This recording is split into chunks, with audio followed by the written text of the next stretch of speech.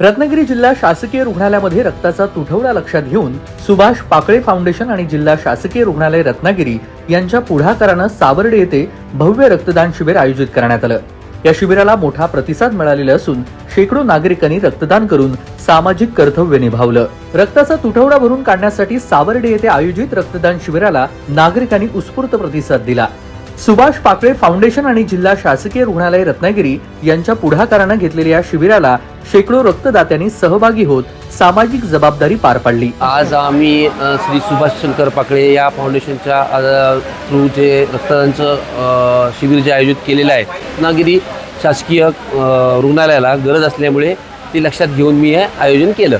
पण माझं म्हणणं कमीत कमी सामान्य जर एकदा द्यावं 100%, आणि लोकांना तर याचा उपयोग होतोच, पण आपण ब्लड दिल्याने सुद्धा आपल्याला काय बेनिफिट्स आहेत त्याची माहिती डॉक्टरकडून घ्या चांगली, तर ती ऐकल्यानंतर जो तो ब्लड देईल।